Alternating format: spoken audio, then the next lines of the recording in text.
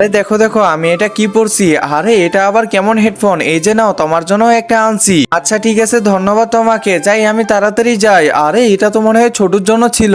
এটা আমাকে কাজ করতে লাগবে, ছোটুর জন্য আমাকে কিছু একটা বানাতে লাগবে। এই তো গামছাটা নিয়ে নিলাম, এখন মাঝখান দিয়ে ভাঁজ দিয়ে দিব। এরপর এই যে এই সাইডে একটু কুচিয়ে নিব। আরে মা কি করতেছে, দেখতে লাগবে তো আমাকে। এই তো এটা প্রায় রেডি হয়ে গেছে। এই যে দেখো ছোটু, আমি এটা কি বানিয়েছি।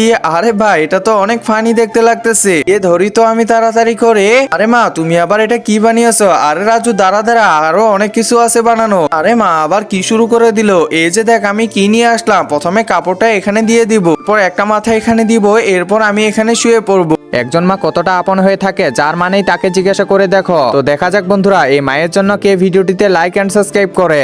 আর যারা মাকে ভালোবাসো না তারা ভিডিওটি থেকে দূরে থাকো। এরপর একটা হাত এ পাশে দিব আর একটা হাত এ পাশে। এই যে দেখো আমি কি বানিয়েছি। আরে মা তো দেখি ইঁদুর বানিয়েছে, বাহ বাহ অনেক ভালো লাগতেছে তো।